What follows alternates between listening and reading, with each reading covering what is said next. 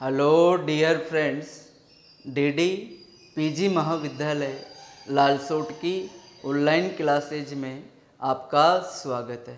मैं विजय Saini, lecture of physics. आज हम बीएससी फर्स्ट ईयर का फर्स्ट पेपर मैकेनिक्स यांत्रिकी, उसका एक टॉपिक एक विमीय समूह प्रत्यास्थ टक्कर डिस्कस करेंगे। क्लियर है? तो देखो, सबसे पहले हम ये जानेंगे कि टक्कर होती क्या है, टक्कर किसे कहा जाता है। देखिए, ये कोई पिंड या कण है जिसका द्रव्यमान m1 है और ये v1 वेग से गति कर रहा है। दूसरा कण है जिसका द्रव्यमान m2 है, ये v2 वेग से गति कर रहा है। जब ये दोनों कण पास आएंगे या स्पर्श करेंगे, या तो पास आएंगे या स्पर्श करेंगे, तो इन दोनों ही कणों के वेग में परिवर्तन होता है। दूसरा, इनके संवेग में भी परिवर्तन होता है, इनकी गतिज ऊर्जा में भी परिवर्तन होता है और इसी प्रक्रिया को कहा जाता है टक्कर। क्या कहा जाता है? टक्कर। इसको डिफाइन कैसे करेंगे? जब दो पिंड या कण गति करते हुए एक दूसरे के पास आते हैं तो उनके वेग, उनके संवेग या उनके ऊर्जा में परिवर्तन होता है। इसे ही टक्कर कहा जाता है। क्लियर है? देखो, टक्कर में दोनों कणों का स्पर्श करना आवश्यक नहीं है। जरूरी नहीं है कि दोनों पिंड स्पर्श करें तभी टक्कर होगी। दोनों पिंड अगर पास से गुजरते भी हैं तो भी टक्कर होती है। जैसे अल्फा कणों की टक्कर, ये अल्फा कण है, ये भी कौन सा कण है? अल्फा कण। अल्फा कणों पर धनावेश होता है, इस पर भी धनावेश होगा और इस अल्फा कण पर भी क्या होगा? धनावेश। जब दोनों ये पास आएंगे तो एक दूसरे पर प्रतिकर्षण बल लगाएंगे, क्योंकि समान आवेशों में प्रतिकर्षण होता है, दोनों पर समान आवेश है, इसलिए ये दोनों एक दूसरे पर प्रतिकर्षण बल लगाते हैं। क्लियर है? जिससे इनका पथ विचलित हो जाता है और लेकिन प्रतिकर्षण बल के कारण इनके वेग में परिवर्तन होता है, इनके संवेग में परिवर्तन होता है, इनकी ऊर्जा में भी परिवर्तन होता है। क्लियर है? तो दोनों बिना स्पर्श किए भी क्या करते हैं? टक्कर करते हैं। क्लियर है? टक्कर में दोनों कणों का स्पर्श करना आवश्यक नहीं है। अब देखिए, जो टक्कर होती है, टक्कर कितने प्रकार की होती है? टक्कर दो प्रकार की होती है। पहली, नंबर एक, देखिए जो पहले टक्कर है, टक्कर के प्रकार। पहली टक्कर होती है प्रत्यास्थ टक्कर, प्रत्यास्थ टक्कर। दूसरी जो टक्कर होती है वो होती है अप्रत्यास्थ टक्कर, अप्रत्यास्थ टक्कर। क्लियर है? देखो, प्रत्यास्थ टक्कर में ऊर्जा संरक्षण नियम की पालना होती है। नंबर 2, इसमें संवेग संरक्षण नियम की भी पालना होती है। कणों या पिंडों की वह टक्कर जिसमें संवेग संरक्षण नियम तथा ऊर्जा संरक्षण नियम दोनों की पालना होती है, क्या कहलाती है? सम्मुख प्रत्यास्थ टक्कर कहलाती है। क्लियर है? इन ऊर्जा संरक्षण नियम का मतलब टक्कर से पहले और टक्कर के पश्चात दोनों कणों की ऊर्जा समान रहती है। संवेग संरक्षण नियम के अनुसार टक्कर से पहले और टक्कर के पश्चात दोनों कणों का जो संवेग होता है वो भी क्या होता है? समान। लेकिन जो है प्रत्यास्थ टक्कर होती है उसमें नंबर 1, ऊर्जा संरक्षण नियम की पालना नहीं होती है। इसमें केवल और केवल संवेग संरक्षण नियम की ही पालना होती है। क्लियर है? कणों या पिंडों की वह टक्कर जिसमें केवल और केवल संवेग संरक्षण नियम की पालना होती है, ऊर्जा संरक्षण नियम की पालना नहीं होती है, क्या कहलाती है? अप्रत्यास्थ टक्कर। क्लियर है? अब हम हमारे मेन टॉपिक पर आते हैं, एक विमीय सम्मुख प्रत्यास्थ टक्कर। तो देखो, एक विमीय सम्मुख प्रत्यास्थ टक्कर होती क्या है? ये कोई पहला कण है जिसका द्रव्यमान है m1, इसका वेग है u1।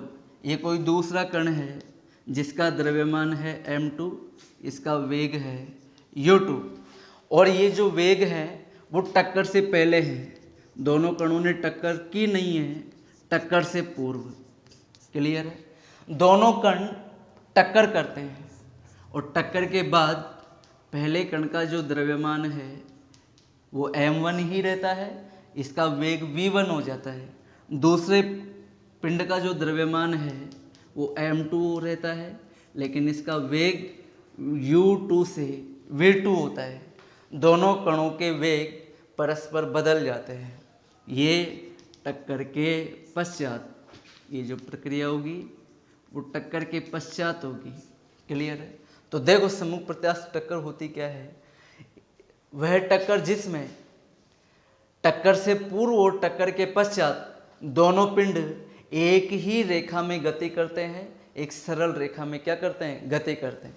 टक्कर से पहले भी दोनों कण एक सरल रेखा में गति करेंगे और टक्कर के बाद भी दोनों कण सरल रेखा में गति करेंगे। क्लियर है? तो वह टक्कर जिसमें टक्कर से पूर्व और टक्कर के पश्चात दोनों पिंड एक ही दिशा में गति करते हैं, एक ही सरल रेखा में गति करते हैं, सम्मुख प्रत्यास्थ टक्कर कहलाती है।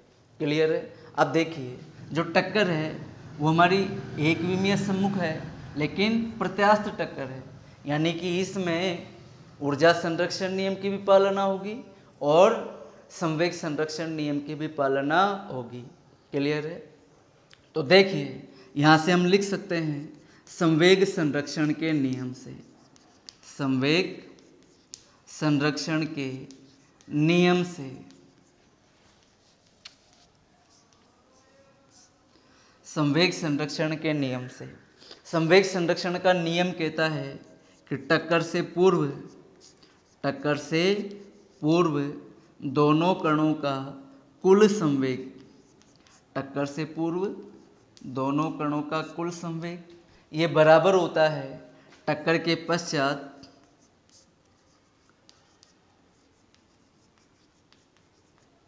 कुल संवेग के। क्लियर है? ये संवेग संरक्षण का नियम होता है। तो यहाँ से देखो टक्कर से पूर्व कुल संवेग, पहले कण का जो संवेग होगा वो होगा m1 इंटू u1 प्लस टक्कर से पूर्व दूसरे कण का संवेग होगा m2 इंटू u2। ये टक्कर से पूर्व कुल संवेग होगा इज इक्वल टू टक्कर के पश्चात कुल संवेग, पहले कण का संवेग है m1 v1 प्लस दूसरे कण का संवेग है m2 v2। क्लियर है? टक्कर से पूर्व कुल संवेग बराबर टक्कर के पश्चात कुल संवेग।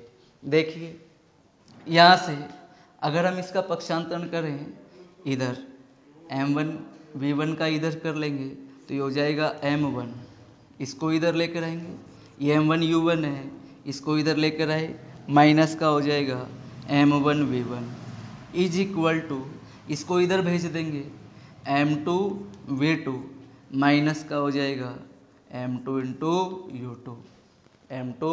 u2। क्लियर है?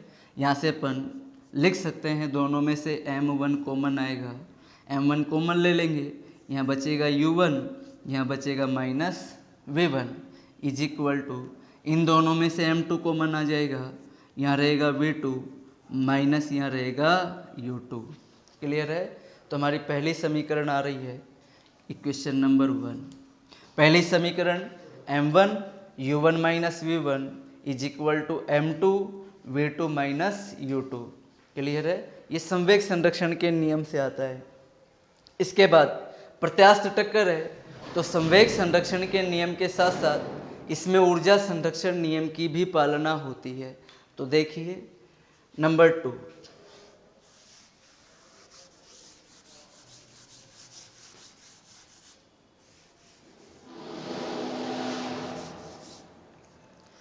संवेग संरक्षण के नियम से, संवेग संरक्षण के नियम से, संवेग संरक्षण के नियम के अनुसार टक्कर से पूर्व दोनों कणों की कुल ऊर्जा ये बराबर होगी टक्कर के पश्चात टक्कर के पश्चात कुल ऊर्जा के, टक्कर के पश्चात कुल ऊर्जा के। क्लियर? देखो यहाँ से मैं लिख सकता हूँ, टक्कर से पहले दोनों कणों की ऊर्जा, इस कण की गतिज ऊर्जा होगी half m1 u1 square plus इसकी गतिज ऊर्जा होगी half m2 u2 square is equal to टक्कर के पश्चात कुल ऊर्जा, पहले कण की जो ऊर्जा होगी वो होगी half m1 v1 square plus इस कण की जो गतिज ऊर्जा होगी वो जाएगी हाफ m2 v2 स्क्वायर। टक्कर से पूर्व दोनों कणों की कुल ऊर्जा बराबर होगी टक्कर के पश्चात दोनों कणों की कुल ऊर्जा के। क्लियर है? इसको हम सोल्व कर लेंगे। देखो इन दोनों में से हम 1/2 कॉमन ले सकते हैं, ये 1/2 कॉमन आ जाएगा, यहाँ बचेगा m1 u1 स्क्वायर प्लस यहाँ रहेगा m2 u2 square is equal to, इन दोनों में से भी 1/2 कॉमन आ जाएगा, ये रहेगा m1 v1 स्क्वायर प्लस ये रहेगा m2 v2 स्क्वायर। क्लियर है?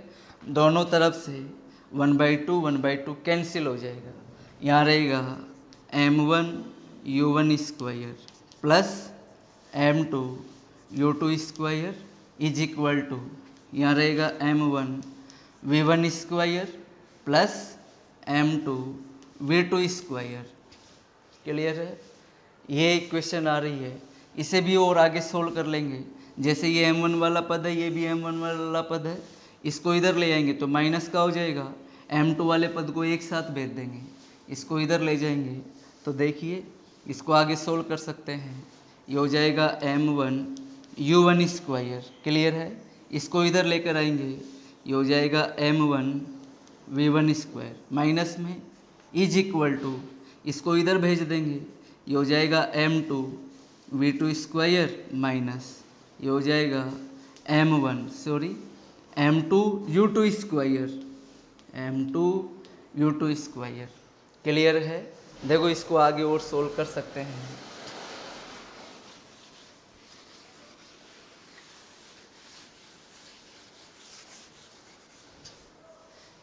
इन दोनों में से हम m1 कॉमन लेंगे तो m1 कॉमन आ जाएगा, m1 कॉमन आ गया, यहाँ बचेगा u1 square minus v1 square is equal to, इन दोनों में से m2 कॉमन आएगा, m2 कॉमन लेंगे, यहाँ रहेगा v2 स्क्वायर, यहाँ रहेगा u2 स्क्वायर, तो v2 square minus u2 square. Clear है? ये इक्वेशन नंबर 2। अब हमारे पास दो इक्वेशन आ रही है। पहली जो इक्वेशन आ रही है वो आ रही है संवेग संरक्षण के नियम से, दूसरी इक्वेशन हमें मिल रही है ऊर्जा संरक्षण के नियम से। क्लियर है? इक्वेशन नंबर 1 में यहाँ लिख रहा हूँ, equation number 1 m1 u1 minus v1 is equal to m2 v2 minus u2, ये हमारी इक्वेशन नंबर 1 है।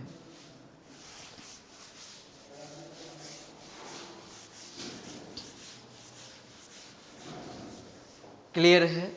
देखिए इक्वेशन नंबर 1 ये है, इक्वेशन नंबर 2 ये है। हमें टक्कर के पश्चात जो कणों के वेग है v1 और v2 का मान ज्ञात करना है। तो इसके लिए समीकरण 2 में समीकरण 1 का भाग देने पर ये लिख सकते हैं समीकरण 2 डिवाइड बाई समीकरण 1। क्लियर है? LHS में LHS का भाग देंगे, RHS में RHS का। LHS में ये रहा m1 u1 square minus v1 square divide by ये हो जाएगा m1 u1 minus v1 is equal to equation 2 का RHS ये हो जाएगा m2 v2 square minus u2 square divide by equation number 1 का RHS ये हो जाएगा m2 v2 minus u2। Clear है? m1 से m1 कैंसिल, m2 से m2 कैंसिल।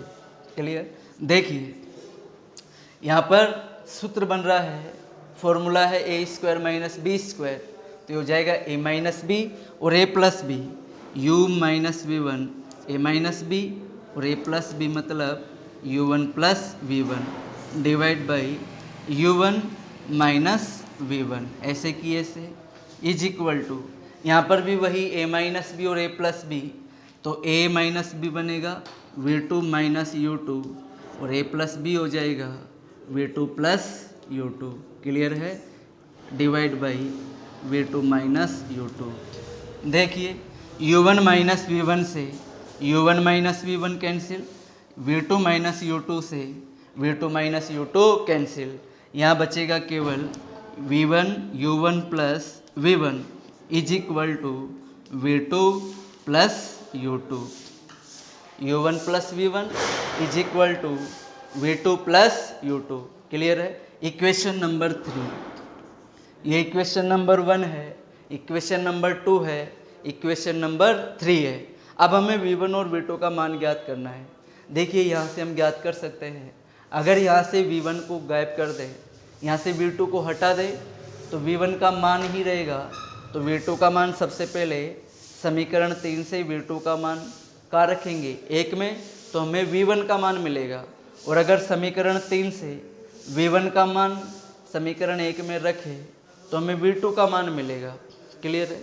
तो देखो एक एक करके रखते जाएंगे।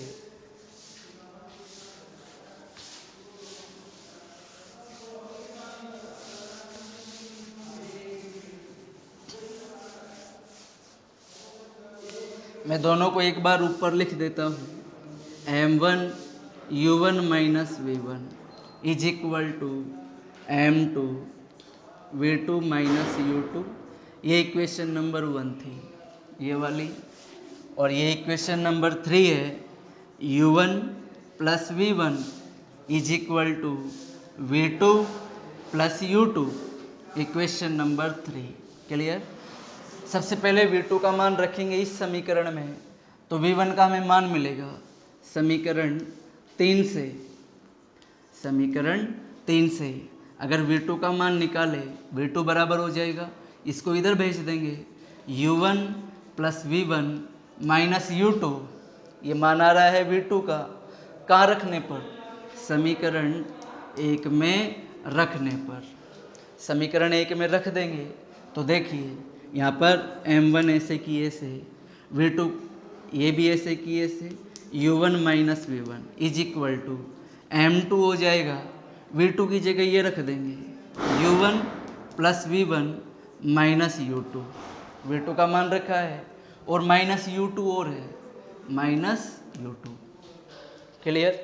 इसके आगे सोल्व कर लेंगे, अंदर दोनों से मल्टीप्लाई कर देंगे m1 को, m1 u1 minus m2 v1 sorry m1 v1 is equal to, इसको मल्टीप्लाई करेंगे, ये हो जाएगा m2 into u1, clear, plus m2 into v1।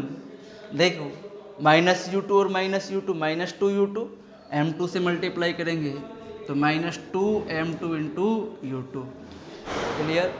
v1 का मान निकालना है, v1 वाले पदों को एक साथ लिखेंगे और किसे, u1 वाले पदों को एक साथ लिखेंगे, u2 वाले पदों को एक साथ लिखेंगे। देखो यहाँ से हम m1 v1 को इधर भेज देते हैं, बाकी सबको इधर लेकर आएंगे, ये हो जाएगा m1 u1, क्लियर। इसको इधर लेकर आएंगे माइनस का हो जाएगा, माइनस m2 इंटू u2, इसको इधर लेकर आएंगे प्लस का हो जाएगा, plus 2m2 into u2 is equal to, इधर रहेगा m2 इंटू v1, ये v1 वाला पद है, इसको इधर ले जाएंगे, प्लस ये हो जाएगा m1 इंटू v1, क्लियर। आगे सोल्व कर लेंगे, m1 u1, m1 और u1, क्लियर है। देखिए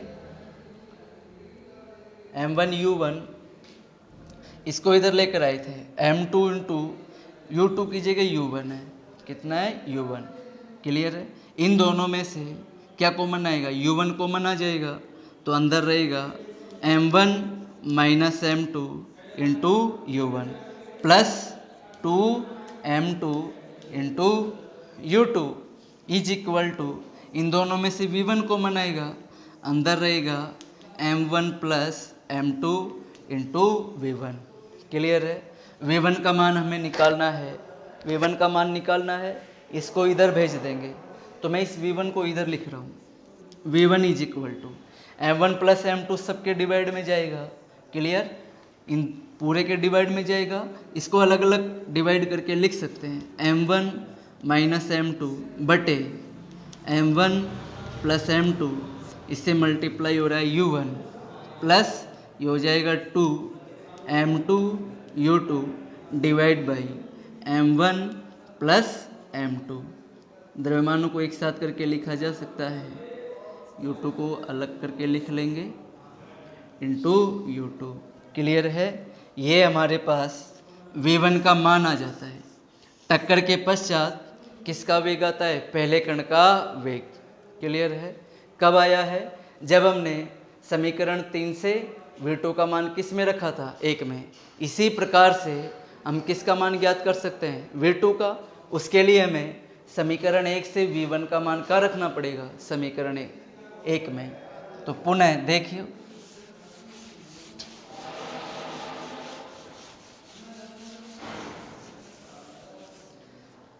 देखो पुनः समीकरण 3 से अगर हम V1 का मान निकालें, V1 इज इक्वल टू ये रहेगा कितना? V2, ये U2, V2 U2।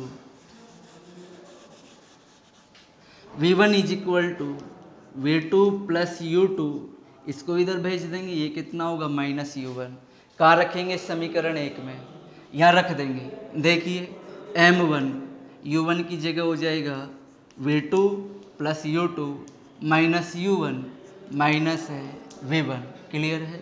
Is equal to M2 और ये रहेगा V2 माइनस U2।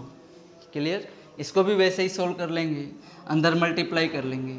ये हो जाएगा, कितना हो जाएगा? M1 into V2, M1 into V2 plus ये हो जाएगा M1 इंटू U2, फिर कितना हो जाएगा? Minus minus M1 into U1 minus M1 into U1। देखिए V1 का मान हमने रखा है। क्लियर है? सॉरी, यहाँ से V1 का मान यहाँ रखना था।